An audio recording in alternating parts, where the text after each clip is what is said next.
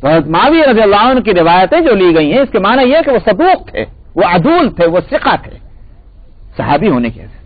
تو صحابہ کا دور وہی ہے.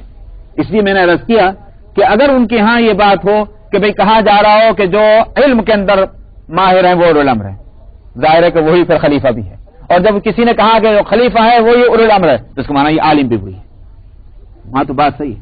اسی سے یہ بات سمجھ میں آتی ہے جس کو میں سمجھانا چاہ رہا ہوں کہ جب آگے چل کر کے بدقسمتی سے یہ ہوا کہ جو آج صورتحال ہے کہ بھئی خلافت پر اور حکومت پر کون لوگ قابض ہونے لگے کہ جو عالم نہ تھے، جو فقیہ نہ تھے، جو محدث نہ تھے، وہ قابض ہونے لگے. اب جو ہے مسئلہ یہی آیا کہ پھر اولو الامر کون ہے. اس لیے پھر بھی خیر تھی، اتنی خیر اس وقت بھی تھی، چاہے وہ بنو امیہ کا دور ہو کہ بنو عباس کا دور ہو، اور جتنا جیسے جیسے آگے بڑھتے گئے خیر یہ رہی کہ جہاں تک قوانین کا تعلق ہے، احکام کا تعلق ہے، اس کا علم جن لوگوں کے پاس ہے وہی دیں گے ہدایتیں، وہی دیں گے فتوے، حکومت اس میں دخل نہیں دے گی.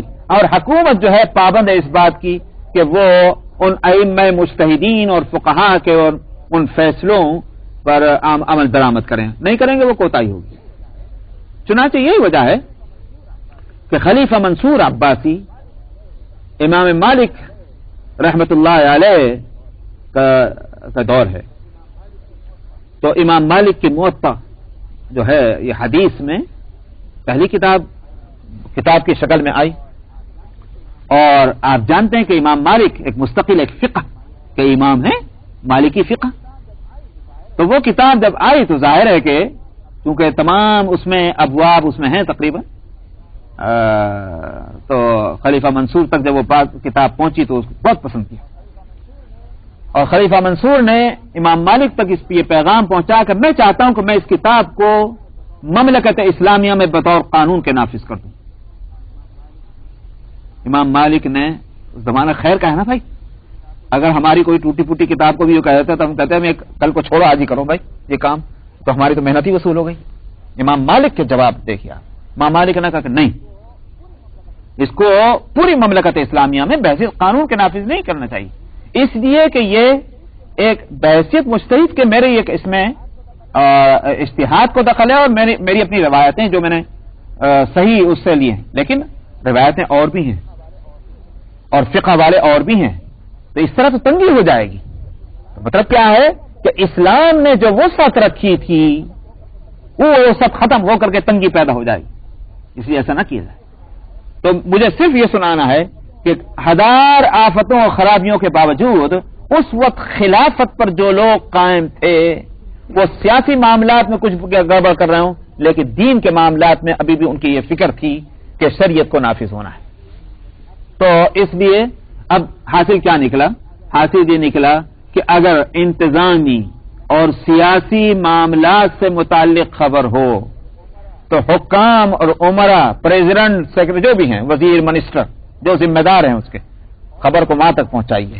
اور اگر مسئلہ جو ہے وہ دین کا ہے، شریعت کا ہے، فقہ کا ہے، حدیث کا ہے، تفسیر کا ہے، علماء کے پاس جائیے، ان کی طرف معاملات کو رجوع کیا جائے اور ان کی ہدایتوں پر عمل کیا جانا چاہیے. یہ ہے اس آیت کے معنی. اس کا مطلب اچھا صاحب میں نے کہا دو باتیں نکلتی ہیں، ایک بات تو یہ نکلی اور دوسری کیا نکلی؟ خود بخود نکل آئی، خود بخود نکل آئی. اسی کو منطق کی لاجک ایک علم ہے نا، لاجک جس کو ہمارے منطق بولتے ہیں، منطق کے اصطلاحات میں ایک کہتے ہیں دلالت التزامی. اب پتہ نہیں، میں بہت مشکل ہے اس کو، یہ تو ایک اصطلاح ہے، ٹریڈیشن ہے کہ میں اس کو انگلش میں کیسے منتقل کروں کہ ایک چیز جب ایک چیز کو آپ ثابت کرتے ہیں تو اس سے ایک دوسری چیز خود بخود ثابت ہو، اس کو دلالت التزامی کہتے ہیں. تو اس سے یہاں کیا چیز نکل کے دوسری آ رہی ہے کہ جب آپ اولو الامر کے حوالے کریں گے وہ معاملات، اور جس کو کہا گیا لا علمہ الذین یستنبطونہ منہ، کہ جو وہ بات کی تہ تک پہنچ سکتے ہیں وہ اس کی حقیقت کو پا لیں گے، تو اسی لیے ان تک معاملات کو لے جایا جا رہا ہے.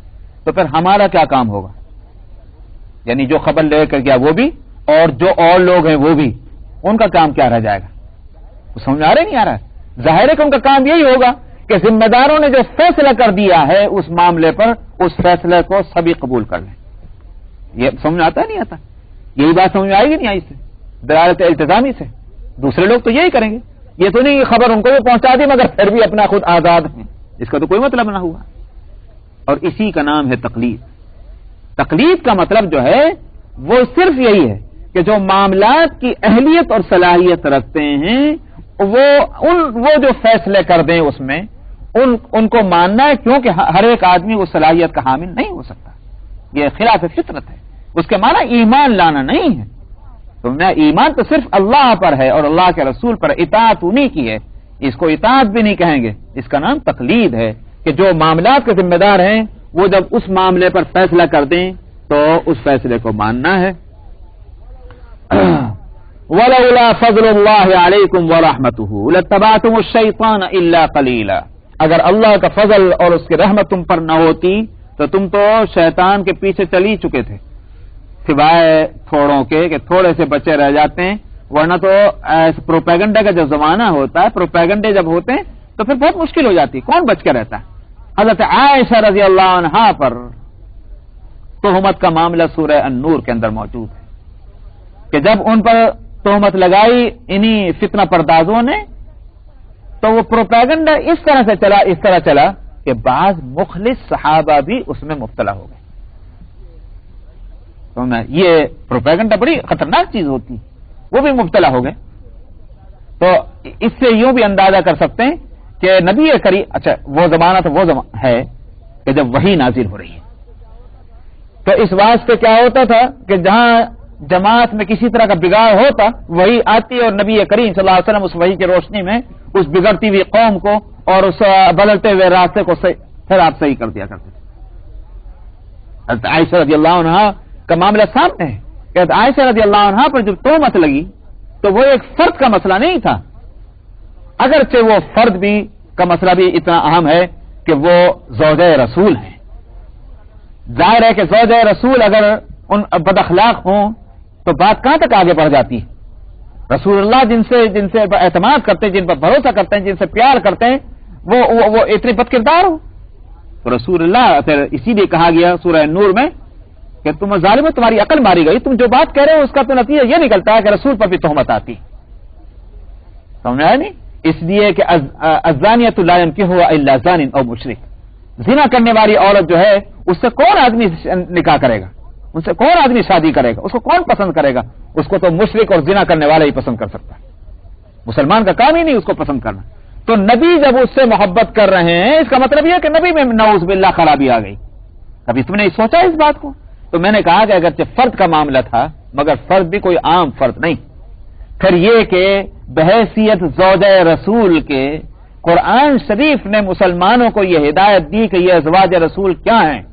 یہ امہات المومنین ہیں، یہ ایمان والوں کی مائیں ہیں. تو جو اپنی ماں کے تعلق سے غلط بات کہے گا تو پھر وہ اس کی ماں رہ جائے گی. سمجھ آیا نہیں؟ بڑی خطرناک بات ہے. لیکن اس کے پیچھے ایک یوں کہیے کہ احکام اور ایک نظام شہادت اور نظام اخبار اور فیصلوں کا پورا نظام ایک جو ہے اس سے متعلق ہوتا ہے. تو میں نے کہا کہ جب یہ پروپیگنڈا ہوا اور لوگوں میں بگاڑ آیا اس میں تو وہی آ گئی اور وہی نے آ کر معاملے کو صاف کر دیا اور مسلمانوں کی اصلاح کر دی. تب ہوا. لیکن آپ ذرا سوچئے کہ جب نبی نہ ہوں تو انسانوں کی وہ کمزوریاں تو جو کہ تو ہیں. اب بگڑی ہوئی اس جماعت کو صحیح راستے پر کس طرح سے لایا جائے تو وہی آنے والی ہے نہیں. یہ بات میں اس لیے کہہ رہا ہوں کہ جو لوگ تھوڑی بہت ہم جیسے لوگ تھوڑی بہت کتابیں پڑھ لیتے ہیں، نتیجہ یہ ہوتا ہے کہ وہ سمجھ میں تو کچھ آتا نہیں اور ایک ہی بات سمجھ آتی ہے کہ اس صحابی کے جو ہے شان میں گستاخی کرتی یا اس صحابی کی شان میں گستاخی کرتی. سمجھ میں اب اپنے کو فوراً ایک کتاب پڑھنے کے بعد ہم اپنے آپ کو اس مقام پر پہنچا دیتے ہیں کہ جس صحابی کی شان میں چاہے گستاخی کر لیں. یہ بڑا خطرناک ہے. اور کیوں؟ اس واسطے کہ ظاہر ہے کہ وہ جو مشاجرات ہیں ان کے آپس کے جھگڑے ہیں تو اب ہمارے دماغ کس طرح فیصلہ کرتا ہے؟ ہمارا دماغ فیصلہ کرتا ہے بھائی جب دو جھگڑ رہے ہو تو ایک حق پر ہوگا نا. جب ایک حق پر ہوگا تو دوسرا باطل پر ہوگا. سوچو کون حق پہ ہوگا؟ اب سوچنا شروع کیا، سمجھ میں آئی یہ حق پر ہے تو پھر یہ باطل پر ہے، دے دیا فیصلہ. حالانکہ اس میں ایک راستہ اور بھی تھا اور ایک راستہ وہ تھا جو حضرت امام شافعی رحمۃ اللہ علیہ نے جس کو اپنایا. امام شافعی رحمۃ اللہ علیہ سے پوچھا گیا کون ہے ان دونوں میں حق؟ میں کہ جب اللہ نے ہماری تلواروں کو ان کے خون سے محفوظ رکھا ہے تو ہمیں اپنی زبانوں کو بھی ان کی عزت سے محفوظ رکھنا چاہیے. کتنا اچھا راستہ ہے. امام کے دماغ میں عقل نہیں تھی, ہمارے دماغ میں اتنا بڑا امام ہے, کیسی بات کہہ رہا ہے, سمجھا؟ اور جبکہ وہ بہت قریب ہے زمانے کے لحاظ سے. ہم تو 14 صدیاں گزر چکی ہیں, ہم کو کیا معلوم کیا حق اور کیا باطل, اور خبریں کہاں صحیح اور کتنی گڑبڑ ہیں. تو اس لیے میں نے کہا کہ حضرت معاویہ اور حضرت علی رضی اللہ عنہ کے جھگڑے ہوں یا حضرت حسین اور یزید ابن معاویہ کے جھگڑے ہوں رضی اللہ عنہم اجمعین, وہاں وہ جھگڑے اس لیے بڑھتے چلے گئے کہ پروپیگنڈے ہوئے, اور پروپیگنڈے کو کنٹرول کرنے والا کوئی نہ ہو, اس لیے کہ وحی کا سلسلہ ختم ہو چکا ہے. سمجھا؟ وحی کا سلسلہ ختم ہو چکا ہے. تو یہ بات کیوں نہیں ذہن میں رکھی جاتی کہ یہ پروپیگنڈے تو آپ کے زمانے میں بھی ہوتے تھے, مگر وہی آ کر درست کر دیتی تھی ان بگاڑ کو, لیکن اب کون اس بگاڑ کو درست کرے. یہ بات تھی. بگاڑ ہماری اپنی فطرتوں میں ہے, ہماری اپنی طبیعتوں میں ہے, ہماری کمزوریوں کے ساتھ لگے ہوئے ہے یہ بگاڑ. تو اس لیے دشمنوں نے اس وقت جو چیزیں پھیلائیں ان میں بہت مشکل ہو گیا سمجھنا کہ یہ دشمنوں کی پھیلائی ہوئی ہے کہ دوستوں کی پھیلائی ہوئی ہے, کیا صحیح ہے اور کیا غلط ہے, بہت مشکل ہو گیا سمجھنا. تو یہ اس روشنی میں صحابہ کے ان جھگڑوں کو سمجھنا چاہیے. اور یہ میرے بتانے کا حاصل کیا ہے کہ خبردار کسی صحابی کے طرف سے دل میں بال برابر بھی میل نہ آنے دینا چاہیے, بال برابر بھی. یہ بڑا خطرناک ہے, اس واسطے کہ جب اللہ نے ان کو یہ سرٹیفکیٹ دیا ہوا ہے رضی اللہ عنہم ورضوا عنہ, یہ تو کسی اور کو نہیں ملا یہ سرٹیفکیٹ. اللہ ان سے راضی, وہ اللہ سے راضی. سمجھا؟ جس سے اللہ راضی ہو گیا, پھر اگر ہم ان سے ناراض ہوں یا ہم ان کی توہین کریں یا ان کی ہم ٹانگ کھینچیں یا ان کے تعلق سے اپنے دل میں کوئی کھوٹ پیدا کریں, نقصان کس کا ہوگا؟ ہمارے ناراض ہونے سے اللہ یا ان سے ناراض اب ہو جائیں گے, یہ ہماری کم بختی آئے گی.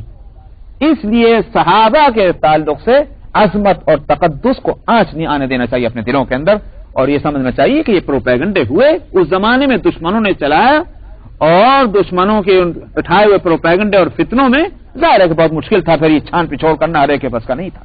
تو یہ اس طرح سے صورت ہوئی. اس لیے یہاں کہا گیا, یہ تو آپ کے زمانے کی بات ہے کہ ولولا فضل اللہ علیکم ورحمتہ, اگر اللہ کا فضل تم پر اور اس کی رحمت نہ ہوتی تو تم تو شیطان کے پیچھے لگ لیے تھے مگر تھوڑے سے. فقاتل فی سبیل اللہ, تو قتال کریں اللہ کے راستے میں. آپ کو حکم دیا جا رہا ہے اے پیغمبر اللہ کے راستے میں قتال کیجئے. لا تکلف الا نفسک, آپ اپنے جان کے ذمہ دار ہیں. وحرض المؤمنین, آپ سے اور دوسروں کو ہاں ترغیب دیں ایمان والوں کو جہاد کی, لیکن ذمہ دار آپ ہی ہوں گے, آپ اپنے ہوں گے, دوسروں کے آپ ذمہ دار نہیں ہیں. اس لیے اگر کوئی جانا چاہے ٹھیک ہے, نہیں جانا چاہے آپ اس کے ذمہ دار نہیں رہتے, آپ پریشان نہ ہو, آپ اپنے معاملے کے ذمہ دار ہیں. قتال کے لیے جائیے. چنانچہ یہ ہوا کہ غزوہ احد جب ہوا تو اس کے بعد ابو سفیان نے یہی للکار کر کہہ دیا کہ یہ تو بدر کا بدلہ ہوا, لیکن ہم انہی تاریخوں میں آئندہ سال پھر آئیں گے. سمجھا؟ وہ تو ہے نا, دیکھا آپ نے کہ جب طاقت کا نشہ جب چڑھ جاتا ہے نا, وہ بڑا خطرناک ہوتا ہے کہ نہیں تم کو ماننا پڑے گا ہماری بات کو. اس نے کہا اچھا جی, نہیں, پہلے کہا نہیں مانتا ہوں, نہیں مانتا تو سو بھگتو. اچھا جی مانتا ہوں, اچھا مانتا ہوں مگر ابھی نہیں. یہ صرف دھمکیاں جو کچھ آج سن رہے ہیں, آپ سنتے ہوں گے, یہ سارے طاقت کے نشے ہیں. تو اس وقت مشرکین مکہ بھی طاقت میں, حالانکہ کمر ٹوٹ چکی ہے وہاں بدر میں, مگر ابھی گردن ٹیڑھی ہے, تو اس گردن کو سیدھا ہونا ہے بہت مشکل ہوتا ہے.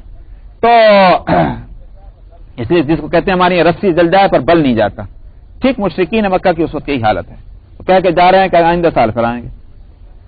ٹھیک ہے, نبی کریم صلی اللہ علیہ وسلم نے دوسرے سال فرمایا کہ چلنا. تو احد کے اس کا نتیجہ تھا, احد کی جو سچویشن بن گئی تھی غزوہ احد کی, اس سے یقیناً مسلمانوں کو بہت پریشانی ہوئی تھی, ذہنی, فکری اور ماحولیاتی, مضافاتی, جس کو کہتے ہیں انوائرمنٹل. کہ جس وقت بدر میں آپ کامیاب ہوئے تو لوگ اپنی دانتوں میں انگلیاں دیکھ کے کہہ رہے کہ ہم کچھ یہ کیا تماشا ہوا ہے، سمجھ میں نہیں آ رہا کسی کے.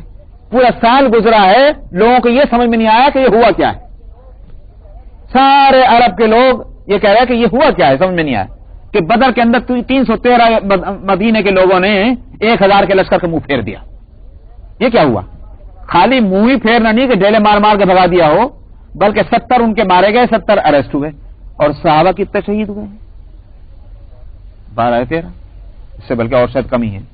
بھئی عجیب تماشا ہوا. تو یہ سمجھ میں نہیں آیا لوگوں کے. احد میں بالکل نقشہ بدل گیا. اب احد میں جب نقشہ بدلا تو انہوں نے کہا یہ ٹھیک ہوا، یہ بات تو بالکل ٹھیک ہے، یہ تو سمجھ میں آ رہی بات، وہ کہاں سمجھ میں آنے والی تھی. تو دوسرے لوگوں نے اب کیا، جو اب تک 1 سال تک حیرانی میں پڑے ہوئے تھے، انہوں نے سوچا کہ نہیں، مدینے پر حملہ کرنا، مدینے پر قابو پانا ممکن ہے. یہ تھی وہ بات جس کو میں کہہ رہا ہوں کہ صحابہ کے لیے پریشانی کی تھی کہ ہر طرف جو ہیں اب لوگ آنکھیں اٹھانے لگے ہیں اور پلان بنانے لگے ہیں کیا کرنا چاہیے، مدینے کا کیا کرنا چاہیے. صحابہ کے لیے بڑی پریشانی کی بات تھی. اب اس سال کہا جا رہا چلو، ظاہر ہے کہ طبیعت میں کسمساہٹ کا ہونا تو ایک طبعی بات ہے. صحابہ اپنے تقدس کے باوجود طبیعت انسانی جو ہے وہ تو ان کے ساتھ لگی بھی تھی. تو اس پر یہاں کہا جا رہا ہے آپ صرف اپنے ذمہ دار ہیں. اسی لیے نبی کریم صلی اللہ علیہ وسلم نے اعلان کیا، میں اس پروگرام کے مطابق میں فلاں تاریخ کو، جو پہلے سے تاریخ متعین کر گئے تھے مشرکین مکہ، میں جاؤں گا احد کی طرف، جس کو چلنا ہو میرے ساتھ چلے، میں جاؤں گا. اب ظاہر ہے کہ نبی جب یہ فرما دیں کہ میں جاؤں گا تو پھر یہ کہ اور نبی کی قوم تھوڑی تھی، تو حضرت محمد صلی اللہ علیہ وسلم کی امت تھی. تو سب بھول گئے صحابہ، اور اس نے کہا کہ جب آپ چل رہے ہیں تو پھر ہم کو چلنا ہی پڑے گا، چلنا ہی ہے، بالکل خوشی سے چلنا ہے. یہ تو ہو نہیں سکتا کہ نبی کو ہم جانے دیں اس طرح. یہ تھی بات. وقاتل فی سبیل اللہ، آپ قتال کیجئے اللہ کے راستے میں، آپ مکلف نہیں سوائے اپنے نفس کے، اور ایمان والوں کو ترغیب دیں. عسى اللہ ان یکف بأس الذین کفروا، قریب ہے کہ اللہ روک دے کافروں کے اس خطرے کو. واللہ اشد بأسا واشد تنکیلا، اور اللہ ہی جو ہے وہ اس کا حق ہے کہ زیادہ اس سے ڈرا جائے، اور یہ کہ زیادہ سخت ہے کنٹرول کرنے کے لحاظ سے. تو چنانچہ آپ جب تشریف لے گئے اور آپ ٹھہرے رہے صحابہ کے ساتھ وہاں، ان کو آنا ہی نہیں تھا، وہ نہیں آئے. سمجھا، ایک قدم آگے بڑھائیں مکے سے تو ایک قدم پیچھے ہٹ جائے، ایک قدم آگے بڑھائیں تو ایک قدم پیچھے ہٹ جائے. یہ اللہ کا کرشمہ. نتیجہ کہ نہیں آ سکے. آپ وہاں 3-4 دن وہاں ٹھہرے یا 1 ہفتہ ٹھہرے، اور آخر کو وہاں سے آپ واپس تشریف لے آئے. اللہ نے جو فرمایا تھا کہ عسى اللہ ان یکف بأس الذین کفروا، وہ بات پوری ہو گئی. من یشفع شفاعۃ حسنۃ یکن لہ نصیب منها، چونکہ حرض المؤمنین، ترغیب دینا مسلمانوں کو جہاد کی، یہ ایک بات آئی. تو یہ بھی ایک طرح کی ایک سفارش ہے کہ مسلمانوں کو سفارش کرنا، اچھے معاملات پر متوجہ کرنا. اس مناسبت سے کہیے یہ یہاں حکم سفارش کا دیا جا رہا ہے، قاعدہ بتایا جا رہا ہے. فرماتے ہیں کہ جس نے سفارش کی، اچھی سفارش، یکن لہ نصیب منہا، اس کو اس میں سے حصہ ملے گا. یعنی کیا ہوگا؟ ثواب ملے گا. کوئی اچھا کام ہے اور وہ کام کسی کا ہو جائے تو ظاہر ہے کہ جس نے کیا اس کو ثواب ملے گا نا اچھے کام کے کرنے کا، لیکن جس نے سفارش کی اس کو بھی ثواب ملے گا، کیونکہ اس کی سفارش کی وجہ سے راستہ آسان ہو گیا. وَمَن يَشْفَعْ شَفَاعَةً سَيِّئَةً يَكُن لَهُ كِفْلٌ مِنْهَا، اور جس نے بری سفارش کی تو پھر نتیجہ یہ ہے کہ جو اس کی آفتیں ہوں گی اس میں بھی وہ حصے دار ہوگا. اس بری سفارش کے نتائج جو نکلیں گے اس کی آفتوں میں بھی اس کا حصہ ہوگا. وَكَانَ اللَّهُ عَلَى كُلِّ شَيْءٍ مُقِيتًا، اللہ ہر چیز پر نگہبان. کیا ہے اس میں قاعدہ اور قانون کا حاصل کیا نکلا؟ ایک تو یہ کہ سفارش کو سفارش ہی سمجھا جائے. سفارش کا حاصل کسی آدمی کو مجبور کرنا نہیں ہے کہ تجھے یہ کام کرنا پڑے گا، اس کو سفارش نہیں کہتے، اس کو تو حکم دینا کہتے ہیں، مجبور کرنا کہتے ہیں. سفارش کے معنی یہ ہے کسی آدمی کو صرف متوجہ کر دینا کہ صاحب یہ کام اگر اس طرح ہو جائے تو، اب وہ مان لے یا نہ مانے آپ کا کام ختم ہو گیا. اب اس کے اوپر بے ڈانڈی سوار ہونے کی ضرورت نہیں ہے کہ صاحب ہماری بات ہم نے جب سفارش کی تھی تو ہماری بات نہیں مانی تو ہماری توہین ہو گئی. کہاں کی توہین ہو گئی؟ یہ سفارش نہ رہی پھر. اس لیے سفارش کی ایک تو حقیقت یہ ہے کہ صرف متوجہ کرنا ہے، حکم دینا نہیں، نمبر ایک. نمبر دو یہ کہ شفاعت حسنہ اور شفاعت سیئہ، یہ حسنہ کے معنی یہ ہوں گے کہ اس سے نہ تو کسی کا حق تلف ہو رہا ہو اور نہ اللہ کے حکموں کی خلاف ورزی اس کی وجہ سے ہوتی ہے. ان دو باتوں کو ذہن میں رکھیے گا. ظاہر ہے کہ پھر اس کے اندر ساری وسعتیں آتی ہیں. اللہ کے حکم کے خلاف ہونے کا مطلب خلاف دین نہ ہو، سمجھنا گناہ والی بات نہ ہو، بلکہ وہ چیز جو ہے وہ جائز کے حد کے اندر ہونی چاہیے. تو اگر ناجائز کے حد میں ہے اس کی سفارش کرنا وہ غلط سفارش ہوگی. تو اللہ کے حکم کے خلاف نہ، نمبر ایک. نمبر دو یہ کسی کا حق نہ اس سے تلف ہو. صاحب ایک کو ملنا تھا، اس کے پورے تمام وہ بھی ضرورت مند ہے، ایک دوسرا بھی ضرورت مند ہے، لیکن جس کا حق بن رہا تھا کسی بھی وجہ سے، تو آپ یہ نہ کریں کہ آپ اس کا حق چھینوا کر دوسرے کو دے دیں. ہاں اگر دونوں مساوی درجے میں ہیں اور آپ نے ایک کی سفارش کر دی تو جس کی وجہ سے اس کی پریشانی دور ہو گئی، ایسا آپ کر سکتے ہیں، لیکن یہ نہ ہو کہ کسی پر ظلم اور زیادتی ہو جائے. تو یہ سفارش کرنا بھی بہت اچھی بات ہے. بعض لوگ یہ سمجھتے ہیں نہیں بھائی سفارش کریں گے تو کیا فائدہ، سفارش کریں گے تو اصل میں جو سفارش کرنے والے بھی سفارش کا مطلب آپ غلط سمجھنے لگے اور جن کے پاس سفارش جاتی وہ بھی غلط مطلب سمجھتے ہیں. اس لیے قرآن کے اس حکم کو جب صحیح طور پر نہیں سمجھا گیا تو یہ سفارش غلط طور پر استعمال ہونے لگی. چلیے سورہ النساء آیت نمبر 86.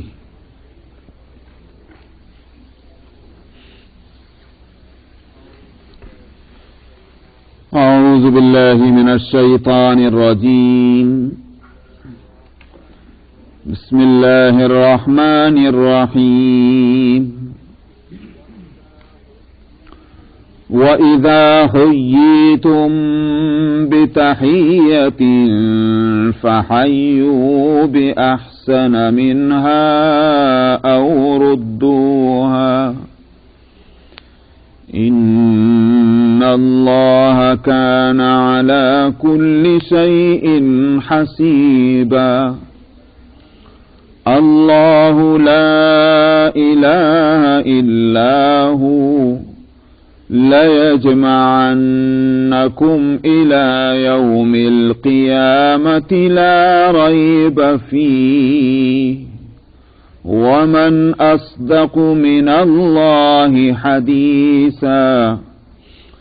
فَمَا لَكُمْ فِي الْمُنَافِقِينَ فِئَتَيْنِ وَاللَّهُ أَرْكَسَهُم بِمَا كَسَبُوا أَتُرِيدُونَ أَن تَهْدُوا مَنْ أَضَلَّ اللَّهُ وَمَن يُضْلِلِ اللَّهُ فَلَن تَجِدَ لَهُ سَبِيلًا.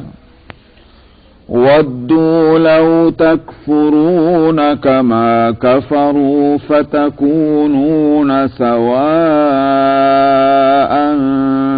فَلَا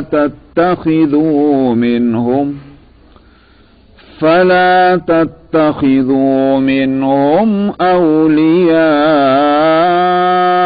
حَتَّى يُهَاجِرُوا فِي سَبِيلِ اللَّهِ فَإِن تَوَلَّوْا فَخُذُوهُمْ وَاقْتُلُوهُمْ حَيْثُ وَجَدتُّمُوهُمْ وَلَا تَتَّخِذُوا مِنْهُمْ وَلِيًّا وَلَا نَصِيرًا إِلَّا الَّذِينَ يَصِلُونَ إِلَى قَوْمٍ بَيْنَكُمْ وَبَيْنَهُم مِّيثَاقٌ أَوْ جَاءُوكُمْ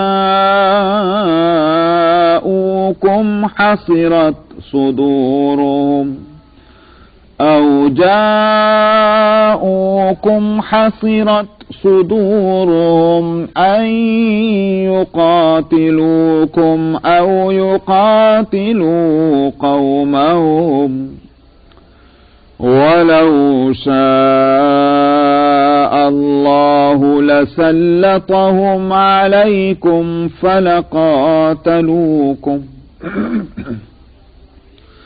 فإن اعتزلوكم فلم يقاتلوكم وألقوا إليكم السلم فما جعل الله لكم عليهم سبيلا ستجدون آخرين يريدون أن يأمنوكم ويأمنوا قومهم كلما ردوا إلى الفتنة أركسوا فيها فإن لم يعتزلوكم ويلقوا إليكم السلم ويكفوا أيديهم فخذوهم واقتلوهم حيث ثقفتموهم وأولئكم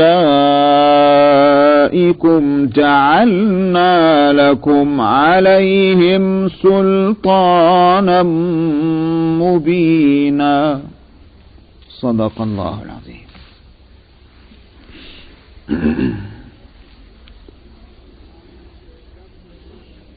فرماتے ہیں کہ جب تمہیں گریٹنگ دی جائے، ملاقات ہو اور آداب ملاقات کے طور پر تم کو کوئی بات کہی جائے تو تم بھی اس کا جواب اچھے طریقے پر، زیادہ اچھے طریقے پر، تو بِأَحْسَنِ مِنْهَا، کہ جس طریقے سے وہ آدمی تمہارے ساتھ پیش آیا ہے اور گریٹنگ اس نے دی ہے اس سے زیادہ اچھے انداز میں تمہاری طرف سے ہونی چاہیے. اور ردوہا، یا پھر تم اسی کو لوٹا دو، تو ایکول کرو یا پھر بڑھا کر دو. تو تحیہ جو ہے یہ اس کو انگلش میں وہی گریٹنگ، آداب ملاقات.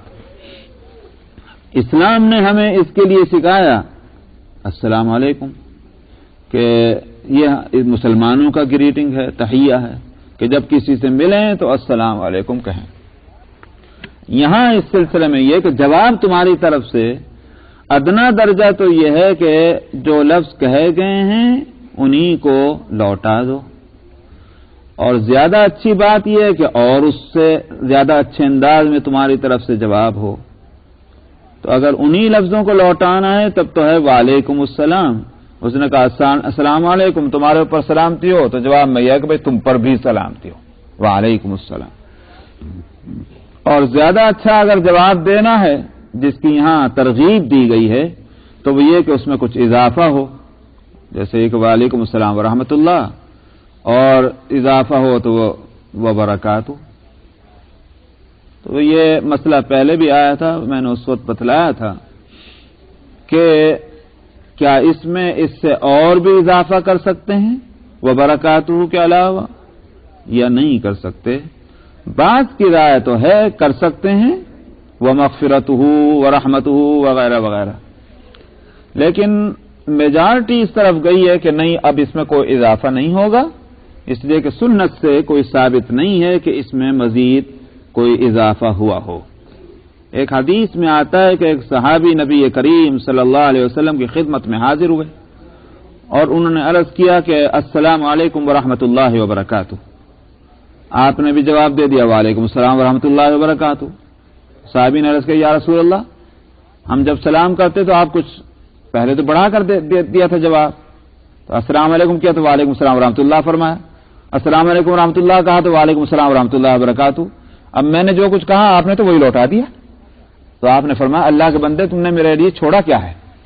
تو مطلب کیا ہے کہ بھئی سارے لفظ تم نے استعمال کیے تو میں بھی اسی کو دوہرا رہا ہوں. تو معلوم ہوا کہ اس سے زیادہ اس میں اضافہ نہیں، بس وعلیکم السلام ورحمۃ اللہ وبرکاتہ. ایک تو یہ بات. دوسرا یہ کہ السلام علیکم کہنا اور وعلیکم السلام کہنا، ان دونوں کے اندر یہ فرق ہے کہ جس سلام کرنا تو سنت ہے اور جواب دینا واجب ہے. فحیو چونکہ امر کا صیغہ ہے اس لیے واجب ہے، تو جواب دینا واجب ہو گیا. مگر یہ ایک ایسا عمل ہے کہ جس کے بارے میں تمام علماء یہ بات کہتے ہیں کہ وہ عمل ہے جس کے سنت کا ثواب واجب کے ثواب سے بڑھ کر ہے. حالانکہ واجب سنت سے بڑھ کر ہوتا ہے، جیسے کہ فرض واجب سے بھی بڑھ کے ہوتا ہے، تو ثواب بھی اس کا بڑھ کے ہونا چاہیے. لیکن یہاں یہ عمل ایسا ہے کہ اس میں سنت کا ثواب بڑھ کر ہے واجب کے ثواب سے، یعنی جس نے سلام کیا ہے اس کو ثواب زیادہ ملے گا بنسبت اس شخص کے جس نے صرف اس کو جواب دیا ہے.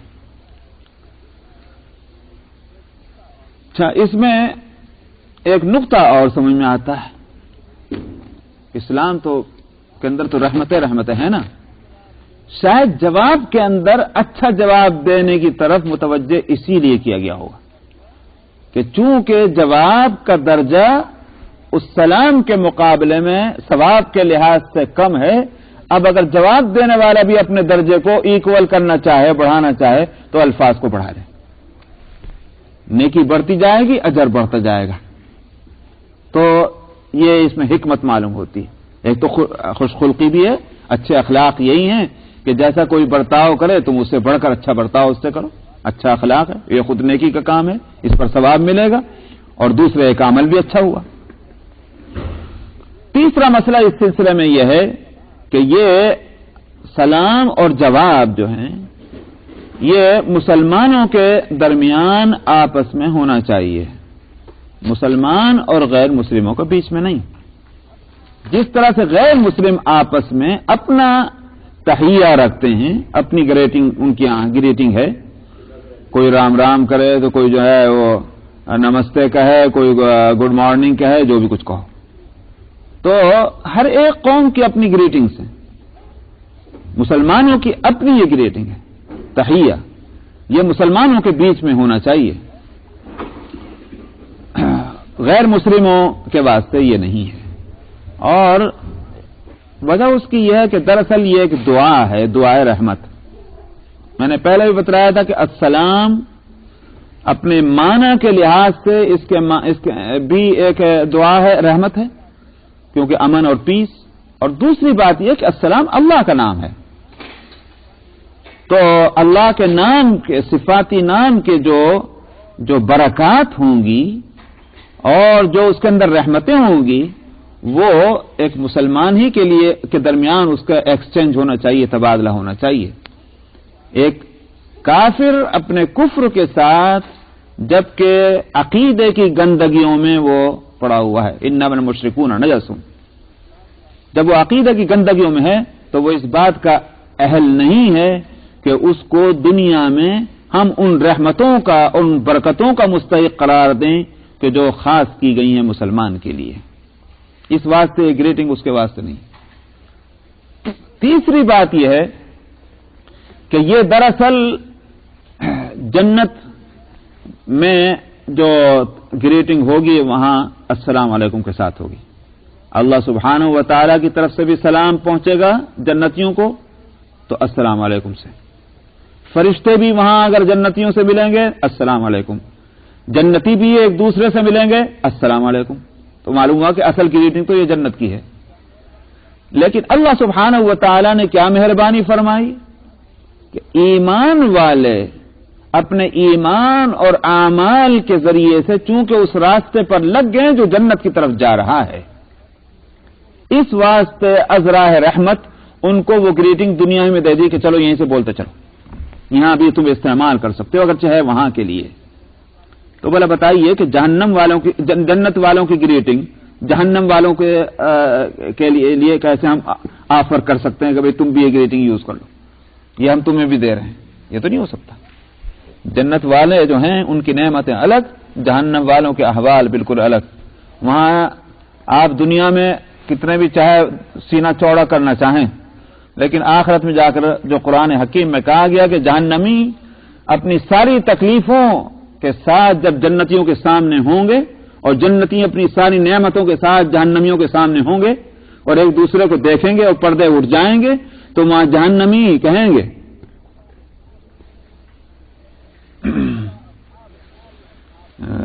وَنَادَى أَصْحَابُ النَّارِ أَصْحَابَ الْجَنَّةِ أَنْ أَفِيضُوا عَلَيْنَا مِنَ الْمَاءِ أَوْ مِمَّا رَزَقَكُمُ اللَّهُ. پکاریں گے وہ جہنمی کہ ذرا ہمیں وہ جو تمہیں پانی ملا ہوا ہے، اللہ نے تم کو دے رکھا ہے پینے کے سامان، ان میں سے کچھ ہم کو بھی دے دو، حلق میں کانٹے پڑ چکے ہیں، ہمارے دم گھٹ رہا ہے۔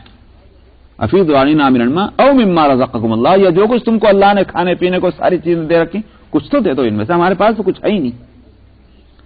وہاں کتنا سینہ چوڑا کریں گے؟ وہاں ہوگا، وہاں تو کوئی کمی کی، تو یہاں دنیا میں تو کمی کا خطرہ بھی ہے، کسی کو دے دیجیے تو ہمارے پاس کمی ہو جائے گی، وہاں تو کمی کا کوئی خطرہ نہیں، وہاں دینے میں کیا اشکال ہوگا؟ لیکن وہاں کا جواب قرآن نے پہلے ہی نقل کر دیا، قالوا ان اللہ حرمہما علی الکافرین الذین اتخذوا دینہم لعبا ولہوا وغرتہم الحیاۃ الدنیا۔ وہاں کہیں گے اللہ نے یہ دونوں چیزیں حرام کر دی ان کافروں پر جنہوں نے دین کو ایک مذاق اور کھیل اور کود بنا رکھا تھا، سیریس میٹر سمجھا ہی نہیں تھا انہیں۔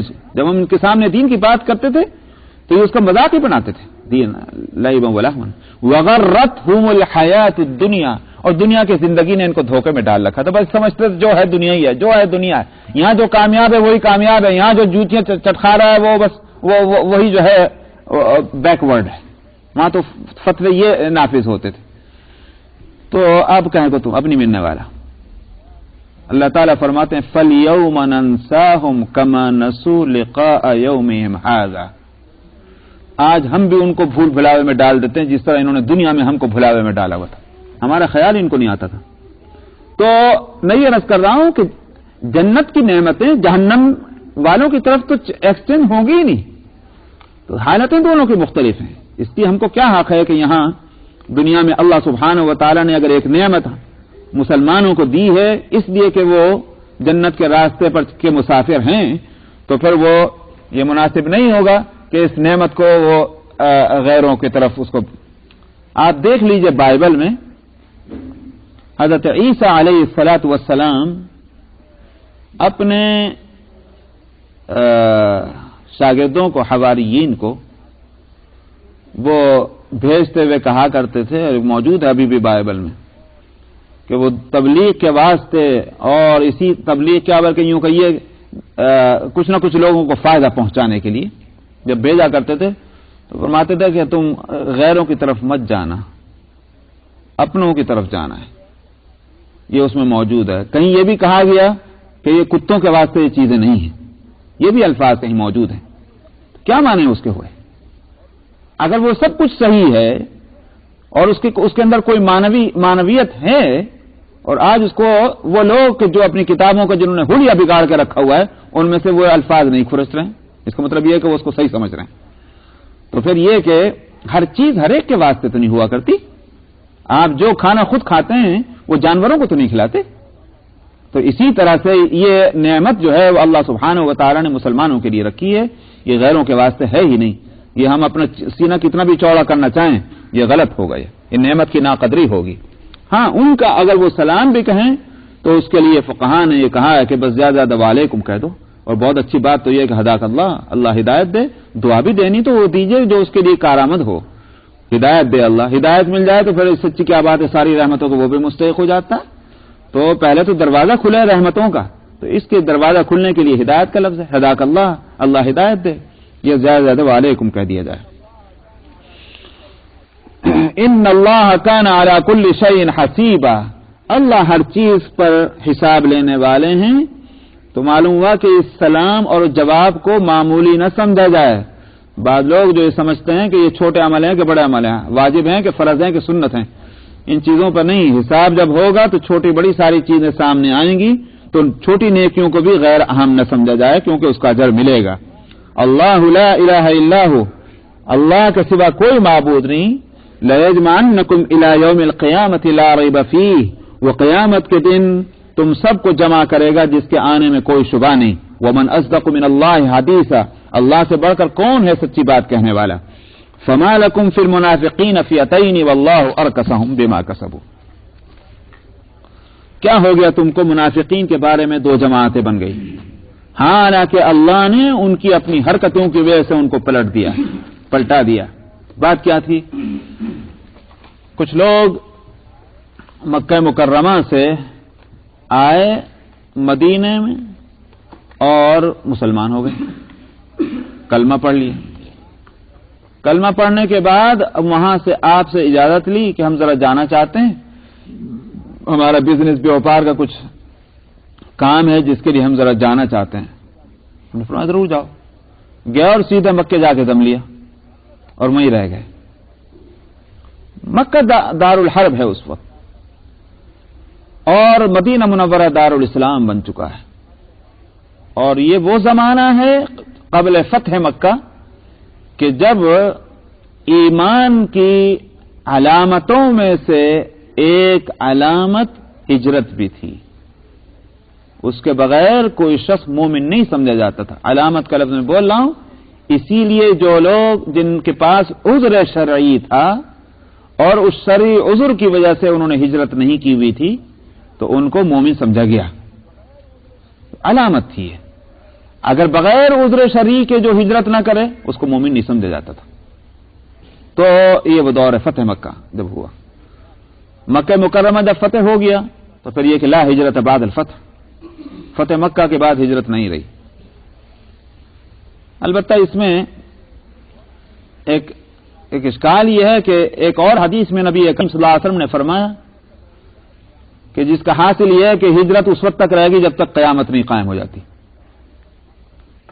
تو ان دونوں میں ایک طرح کا ٹکراؤ ہے کہ ایک حدیث میں تو کہ لا ہجرت بعد الفتح اور دوسرے میں یہ کہ یہ تو ہمیشہ رہے گی ہجرت. دونوں میں کیا فرق ہوا؟ تو اس میں دو فرق بتائے گئے ہیں.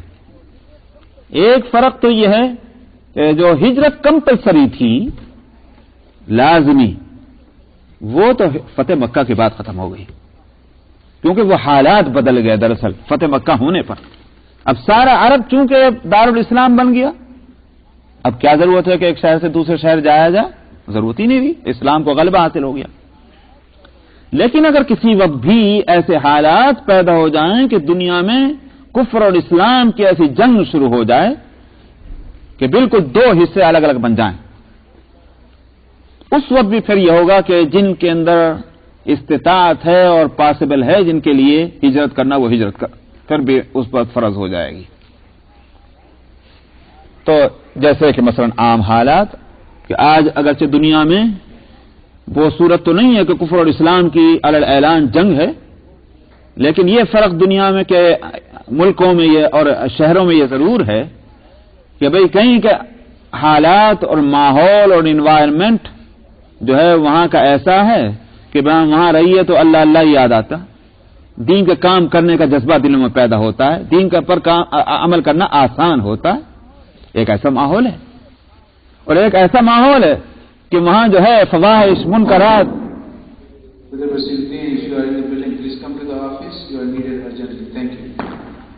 تو کہیں فواحش اور منکرات اور بے حیائیاں زیادہ ہیں، جہاں نافرمانیوں کو انکریجمنٹ ملتا ہے، حوصلہ افزائی ہوتی ہے، اور جہاں اطاعت گزاریوں کی جو ہے وہ وہاں ان کو ڈسکریج کیا جاتا ہے. تو اگر ایسا ماحول ہو تو وہاں فقہا اب بھی یہ کہتے ہیں کہ وہاں سے ہجرت کرنا مستحب ہے، اس واسطے کہ بے شک اگرچہ مجبور نہیں کیا جا رہا ہے مگر ایک پریشر ہے طبیعت پر، کسی وقت بھی آدمی بہک جائے. تو اس لیے ایسے ماحول میں پہنچ جانا کہ جہاں دین پر عمل کرنا آسان ہو رہا ہو، جہاں دین کا ماحول ہو وہاں جائیں تو فضیلت اب بھی ہے. تو بہرحال ایک تو معنی یہ ہوں گے اس میں تعویل جو کی جائے کہ دونوں میں ٹکراؤ جو ختم ہو حدیثوں کے اندر کہ وہ حالات کے اعتبار سے ہے، وہ حالات پھر لوٹ کے آ جائیں تو پھر ہجرت فرض ہو جائے گی. دوسرا جواب اس کا یہ ہے کہ آپ نے ایک اور حدیث میں بھی یہ بات فرمائی ہے کہ وہ ہجرت جو ہے وہ ہجرت ہے گناہوں کو چھوڑنا، کیونکہ حجر یحجر کے معنی آتے ہیں ترک کرنا. ہجرت بھی اسی لیے کہی جاتی ہے کہ انسان ایک علاقے کو کلیتاً چھوڑتا ہے، کمپلیٹلی چھوڑ کر کے دوسرے علاقے کو اپنا مستقر بناتا ہے، اپنا مقام بناتا ہے، اس لیے اس کو ہجرت کہتے ہیں. ورنہ یہ کہ میں سفر کرنا جو ہے کہ بھئی اب چلے جا کے پھر آنا واپس، اس کو ہجرت کوئی نہیں کہتا. ہجرت کہتے ہیں کہ مکمل طور پر ایک جگہ کو چھوڑ دیا جائے. تو یہ ہجرت ہے ڈکشنری میں لغت کے لحاظ سے. اسلام میں چونکہ جب ہم اسلامی بات کہیں گے تو پھر ہجرت جب کہیں گے جب وہ اللہ کے واسطے اس جگہ کو چھوڑ کر دوسری جگہ اپنا وطن بنایا جا رہا ہے، اپنا مستقل بنا رہے ہیں، تب اس کو ہجرت کہیں گے تاکہ اس پر ثواب ملے. لیکن لغوی لحاظ سے ہجرت جو ہے، جس کو آپ انگلش میں مائگریشن کہتے ہیں، تو یہ مائگریشن جو ہے وہ ایک جگہ چھوڑ